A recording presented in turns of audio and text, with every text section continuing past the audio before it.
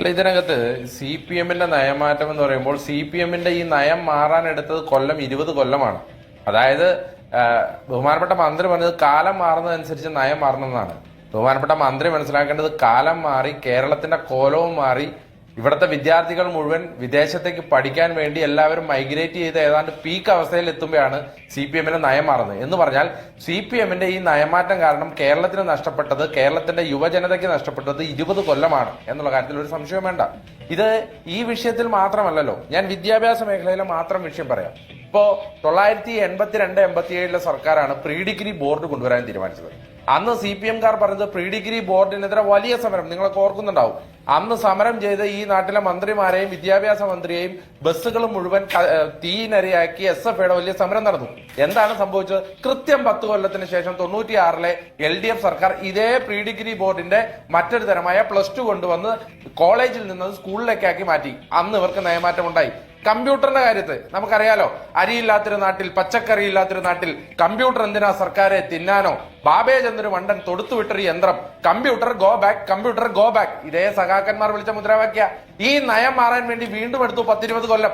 ഇന്ന് C P എമ്മിന്റെ local സെക്രട്ടറിമാർ 2 ഐഫോണുമായിട്ടാണ് നടക്കുന്നത്. ഇവന്മാരുടെ നയമാറ്റം കാരണം കേരളത്തിന് നഷ്ടപ്പെട്ടത് ഏതാണ്ട് 20 കൊല്ലമാണ്. അതുമാത്രമല്ല, പരിയാരത്ത് ഒരു മെഡിക്കൽ കോളേജ് ഉണ്ടാക്കി.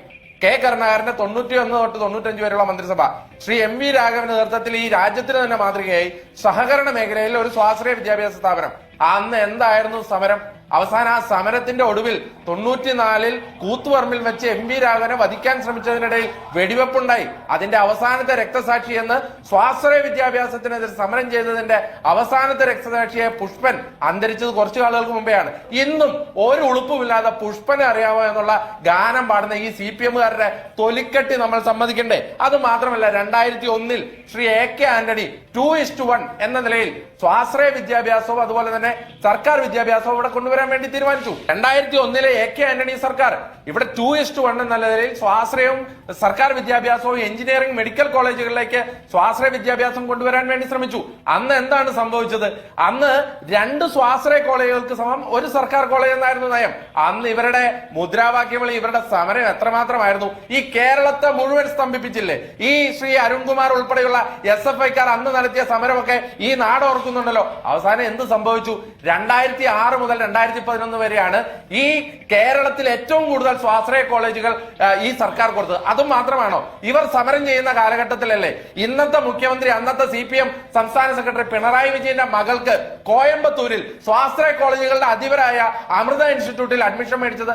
ഇന്നത്തെ മുഖ്യമന്ത്രി, അന്നത്തെ CPM സംസ്ഥാന സെക്രട്ടറി പിണറായി വിജയന്റെ മകൻ ബർക്കിംഹാം യൂണിവേഴ്സിറ്റിയിൽ പോയി പഠിച്ചത് ആ കാലയളവിൽ തന്നെയല്ലേ? പാവപ്പെട്ട SFI-ക്കാരെ തെരുവിലിട്ട് സമരം ചെയ്യിപ്പിച്ച് അടിയും മേടിപ്പിച്ച് ഈ സ്വാശ്രയ വിദ്യാഭ്യാസത്തിനെതിരെ സമരം നടത്തിയിട്ട് ഇന്ന് സ്വാശ്രയ വിദ്യാഭ്യാസത്തിന് കൈകൊട്ടി കിടക്കുകയാണ്. അവസാനമാണ് നിങ്ങൾ പറഞ്ഞ 2015-ലെ സംഭവം. എന്താണ്? ശ്രീ TP ശ്രീനിവാസൻ സാറിനെ ആഗോള വിദ്യാഭ്യാസ സമ്മേളനം വിളിച്ചപ്പോ കോവളത്തെ വേദിയിൽ വെച്ച് അടിക്കുന്ന SFI-ക്കാരന്റെ ചിത്രം ഇപ്പോഴും നിങ്ങൾക്കറിയാമല്ലോ.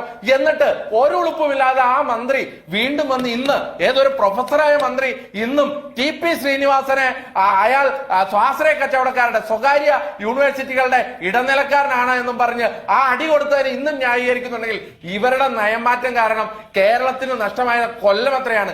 ഞാൻ വിദ്യാഭ്യാസ മേഖലയിലെ മാത്രമല്ല ആണ് പറഞ്ഞത്, ഇനിയിപ്പോൾ വരാൻ പോവുകയാണ്. എന്താണ്? ആഗോള നിക്ഷേപക സംഗമം. പ്രിയപ്പെട്ട എന്നെ കേൾക്കുന്ന പ്രേക്ഷകർ ഓർക്കുന്നുണ്ടാവും, പണ്ട് ഗ്ലോബൽ ഇൻവെസ്റ്റേഴ്സ് മീറ്റ് നടന്നു 2004-ൽ.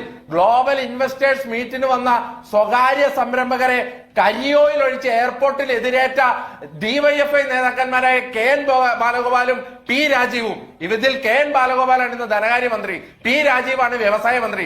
ഇവർ രണ്ടുപേരും ചേർന്നാണ് ഇപ്പോ ആഗോള നിക്ഷേപ സംഗമം ഉണ്ടാക്കാൻ വേണ്ടി നടക്കുന്നത്. ഇതുപോലെ ഈ നാടിനെ തച്ചു തകർത്ത് വർഷങ്ങളോളം പിന്നോട്ടടിച്ചതിലെ അവസാനത്തെ എപ്പിസോഡ് മാത്രമാണ് ഇപ്പോൾ ഈ നടന്നുകൊണ്ടിരിക്കുന്നത്. അതുകൊണ്ട് CPM ആദ്യം ചെയ്യേണ്ടത് TP ശ്രീനിവാസനോട് മാപ്പ് പറയുകയും ആ പുഷ്പന്റെ ബലികുടീരത്തിൽ പോയി തെറ്റുപറ്റിയെന്ന് കണ്ണീരണിയിച്ച് മാപ്പ് അപേക്ഷിക്കുകയാണ് വേണ്ടത്. അത് കഴിഞ്ഞിട്ട് നിങ്ങൾ സ്വകാര്യ സർവകലാശാലയുടെ ബില്ല് പാസ്സാക്കാൻ നടക്കും. 1-2 കാര്യത്തിൽ അതിൽ മറുപടി പറഞ്ഞു പോകേണ്ടതുണ്ട്. ഒന്ന്, നമ്മളിപ്പോ എന്തെങ്കിലും ഒരു തെറ്റ് ചെയ്താൽ ആ തെറ്റാണെന്ന് സമ്മതിച്ചാൽ തന്നെ അതിനകത്തൊരു മാന്യതയുണ്ട്. കാരണം 2016-ൽ ഞങ്ങൾ ഒരു തെറ്റ് ചെയ്തു, ഞങ്ങൾക്ക് പറ്റിയൊരു തെറ്റാണ് ആ നയം, അത് ഞങ്ങൾ മാറുന്നു എന്ന് പറഞ്ഞാൽ അതിനൊരു മാന്യതയുണ്ട്.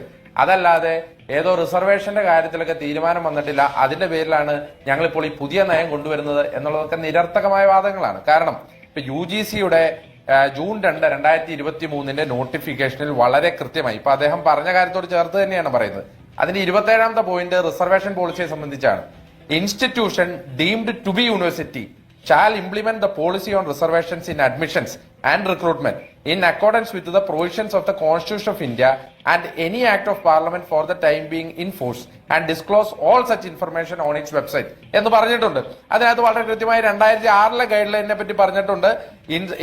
It shall be implement, shall implement എന്നാണ് പറയുന്നത്. ഷാൽ ഇംപ്ലിമെന്റ് എന്ന് പറഞ്ഞാൽ മാൻഡേറ്ററി ആയിട്ട് ഇംപ്ലിമെന്റ് ചെയ്യണം എന്നാണ് പറയുന്നത്. അപ്പോ അങ്ങനെയൊക്കെ നിയമങ്ങളുള്ള കേരളത്തിൽ ഏതെങ്കിലും താങ്കൾ പറഞ്ഞതുപോലെ deemed to be university reservation നടത്തുന്നില്ലാതെ ഇവിടെ പ്രവർത്തിക്കുന്നുണ്ടെങ്കിൽ താങ്കളുടെ സർക്കാർ ഒരു കഴിവുകെട്ട സർക്കാരാണ് കേരളത്തിൽ അത് പ്രവർത്തിക്കാൻ അനുവദിക്കുന്നത് എന്നുള്ളത് ആദ്യം ഒരു സ്വയം വിമർശനാത്മകമായി ഇവിടെ പറയണമെന്ന് പറയാൻ ആഗ്രഹിക്കുകയാണ്. ഇനി രണ്ടാമത്തെ കാര്യം, താങ്കൾ ഇവിടെ പറഞ്ഞ് ഇവിടെ ശ്രീ കേശവേന്ദ്രകുമാർ എന്ന് പറയുന്ന IAS ഉദ്യോഗസ്ഥന്റെ മേലേക്ക് കരിയോയിൽ ഒഴിച്ചു, ഒരു KSUക്കാരൻ. ശരിയാണ്, അങ്ങനെ ഒരു സംഭവം നടന്നു.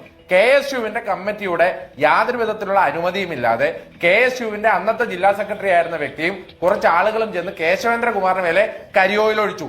കരിയോയിൽ ഒഴിച്ച് അയാളെ ജയിലിലോട്ട് കൊണ്ടുപോകുന്ന വഴി തന്നെ അയാളെ ഞങ്ങളുടെ സംഘടനയുടെ പ്രാഥമിക അംഗത്വത്തിൽ നിന്ന് പുറത്താക്കി. പിന്നീട് ഒരിക്കൽ പോലും അയാൾ ഈ സംഘടനയിൽ തിരിച്ചു വന്നിട്ടില്ല. അത് മാത്രമല്ല, അയാൾ പിന്നീട് ആ കേസുമായി പോകുന്ന വഴിക്ക് ശ്രീ കേശവേന്ദ്രകുമാർ തന്നെ അദ്ദേഹത്തിന് മാപ്പ് കൊടുത്തു. എങ്ങനെയാണ് മാപ്പ് കൊടുത്തത്? അദ്ദേഹത്തോട് 30 ദിവസം സർക്കാർ ജനറൽ ഹോസ്പിറ്റലിൽ സോഷ്യൽ സർവീസിന് പോകാൻ പറഞ്ഞു. അങ്ങനെ സോഷ്യൽ സർവീസിന് പോയി 30 ദിവസത്തെ സർട്ടിഫിക്കറ്റുമായി ചെന്നപ്പോ ഈ കരിയോയിൽ ഒഴിച്ച വ്യക്തിക്ക് ഈ കേശവേന്ദ്രകുമാർ തന്നെ മാപ്പ് കൊടുത്തു. മാപ്പ് കൊടുത്തതിന് ശേഷം സംഭവിച്ചത് എന്താണെന്നറിയോ? അയാൾക്ക് PSCയിൽ നിയമനം കിട്ടി. എവിടെയാ കിട്ടിയതെന്നറിയോ?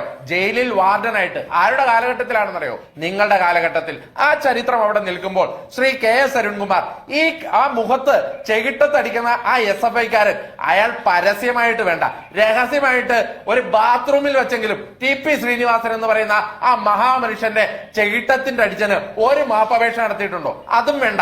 അയാളെ ചെകിട്ടിന്റെ അടിക്കാൻ വേണ്ടി പറഞ്ഞു വിട്ട നിങ്ങളുടെ ഈ സംഘടനയുണ്ടല്ലോ, 10 കൊല്ലവും 20 കൊല്ലവും ഈ സംസ്ഥാനത്തെ പിറകോട്ടടിപ്പിച്ച നിങ്ങളുടെ SFIയും CPMും, ആ CPM ഒരിക്കലെങ്കിലും അയാൾ ചെയ്തത് തെറ്റാണ്, ചെയ്യാൻ പാടില്ലാത്തതാണ്, അയാൾ മാപ്പ് പറയണം എന്നൊരു സ്റ്റേറ്റ്മെന്റ് നടത്തിയിട്ടുണ്ടോ? അതാണ് സാർ KSUവും SFIയും തമ്മിലുള്ള വ്യത്യാസം. ഞങ്ങൾ ചെയ്തത് തെറ്റാണ്, ഞങ്ങളുടെ ഒരു പ്രവർത്തകൻ ചെയ്തത് തെറ്റാണെന്ന് പറഞ്ഞപ്പോ അയാളെ ഞങ്ങൾ പുറത്താക്കി.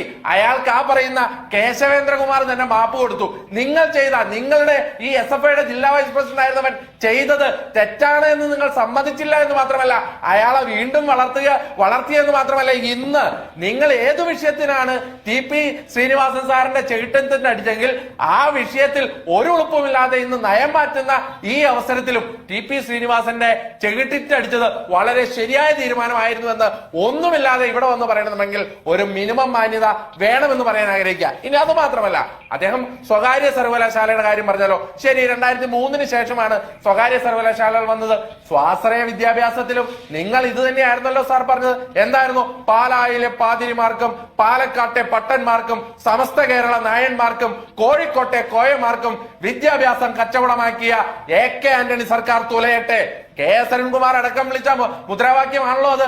എന്തേ പാലായിലെ പാതിരിമാർ വേണ്ടായിരുന്നു, ഇന്ന് അമേരിക്കയിൽ നിന്ന് പാതിരിമാർ വന്ന് ഇവിടെ സർവകലാശാല തുടങ്ങട്ടെ എന്നല്ലേ നിങ്ങൾ പറയുന്നത്? കോഴിക്കോട്ടെ കോയമാർ വേണ്ടായിരുന്നു, ഗൾഫിൽ നിന്ന് കുറച്ച് കോയമാർ വന്ന് ഇവിടെ ഇന്ന് വിദ്യാഭ്യാസം നടത്തട്ടെ എന്നല്ലേ നിങ്ങൾ പറഞ്ഞത്? അതുമാത്രമല്ല, നിങ്ങൾ അന്ന് വിളിച്ച മുദ്രാവാക്യമുണ്ടല്ലോ AK ആന്റണി സർക്കാരിനെതിരെ, ആ സർക്കാർ പോയി 2006 VS അച്യുതാനന്ദന്റെയും രണ്ടാം മുണ്ടശ്ശേരി എന്ന് CPMകാർ മാത്രം പറഞ്ഞുകൊണ്ടിരുന്ന MA ബേബിയുടെ സർക്കാർ വന്നപ്പോ ഈ സംസ്ഥാനത്ത് ഏറ്റവും കൂടുതൽ സ്വാശ്രയ മേഖലയിൽ കോളേജ് കൊടുത്തത് ഏത് സർക്കാരാണെന്നുള്ള കണക്ക് പരിശോധിച്ചാൽ 2006 മുതൽ 2011 വരെയുള്ള LDF സർക്കാരാണ്. LDF സർക്കാർ അന്ന് വരാനുള്ള പ്രധാനപ്പെട്ട കാരണം തന്നെ സ്വാശ്രയ സമരം എന്ന പേരിൽ SFI നടത്തിയ സമരമായിരുന്നു. എന്നിട്ട് ഒരു മാന്യതയുമില്ലാതെ, ഒരു ഉളുപ്പുമില്ലാതെ U-turn എടുത്ത് 2006 മുതൽ 2011 വരെയുള്ള സർക്കാർ സംസ്ഥാന ചരിത്രത്തിൽ ഏറ്റവും കൂടുതൽ സ്വാശ്രയ കോളേജുകൾക്ക് അനുമതി കൊടുത്തു. ഇനി ഇത് ഇവരുടെ പുതിയൊരു കാര്യമല്ലാത്തതുകൊണ്ട് ഞാൻ പറയുന്നില്ല. ഇപ്പൊ നെടുമ്പാശ്ശേരി വിമാനത്താവളത്തിന്റെ പേരിൽ സമരം ചെയ്തു. എന്തായിരുന്നു സമരം? S ശർമ്മ, അന്നത്തെ DYFI നേതാവ് പറഞ്ഞത്, എന്റെ നെഞ്ചിലൂടെ ആയിരിക്കും ഒരു വിമാനം നെടുമ്പാശ്ശേരിയിൽ ഇറങ്ങുന്നത് എന്നാണ്. ഈ S ശർമ്മ സിയാലിന്റെ ചെയർമാനായി എന്നത് മാത്രമല്ല, കഴിഞ്ഞ മാസം S ശർമ്മയുടെ മകന്റെ കല്യാണം നടന്നത് അതേ സിയാലിന്റെ കൺവെൻഷൻ സെന്ററിലാണ്. ഒരു മാന്യതയില്ലാതെ U-turn നടത്തിയവരാണ് ഇവർ. നാഷണൽ ഹൈവേ, കേരളത്തിൽ ഒരു എക്സ്പ്രസ് ഹൈവേ തിരുവനന്തപുരം മുതൽ കാസർഗോഡ് വരെ വേണമെന്ന് പറഞ്ഞപ്പോ അന്ന് ഗോപാലൻ ചേട്ടന്റെ പശുവിന് അപ്പുറം നിന്ന് ഇപ്പുറത്തേക്ക് വരാൻ പറ്റില്ല, കിഴക്കുവശത്തുള്ള പെണ്ണിന് പടിഞ്ഞാറ് വശത്തുള്ള ചെറുക്കനെ സ്നേഹിക്കാൻ പറ്റില്ല എന്ന് പറഞ്ഞ് സമരം ചെയ്തവർ ഇന്ന് ഇവിടെ ഒരു നാഷണൽ ഹൈവേ പണിയുമ്പോൾ അതിന്റെ ക്രെഡിറ്റ് അടിച്ചെടുക്കാൻ വേണ്ടി സമരം ചെയ്യുക, പണിയെടുക്കുക. അത് മാത്രമാണ് ഒറ്റ കാര്യങ്ങൾ പറഞ്ഞുകൊണ്ട് ഞാൻ അവസാനിപ്പിക്കുക. ട്രാക്ടർ, ട്രില്ലർ എല്ലാത്തിനെതിരെ സമരം ചെയ്തു. സെപ്റ്റിക് ടാങ്കിനെതിരെ സമരം നടത്തിയവരല്ലേ നിങ്ങൾ? സെപ്റ്റിക് ടാങ്കിനെതിരെ ഈ എറണാകുളം കോർപ്പറേഷനിൽ സെപ്റ്റിക് ടാങ്ക് പിടിപ്പിക്കാൻ ഇവിടെ തീരുമാനമെടുത്തപ്പോ നിങ്ങൾ CITക്കാർ സെപ്റ്റിക് ടാങ്ക് വന്നാൽ ഇവിടെ തോട്ടികളുടെ പണി പോകും, അതുകൊണ്ട് സെപ്റ്റിക് ടാങ്ക് വേണ്ട എന്ന് പറഞ്ഞ് സമരം നടത്തിയ ഒരു സെപ്റ്റിക് ടാങ്കിന്റെ പോലും മാലിന്യമുള്ള ഒരു പാർട്ടിയും പ്രസ്ഥാനവും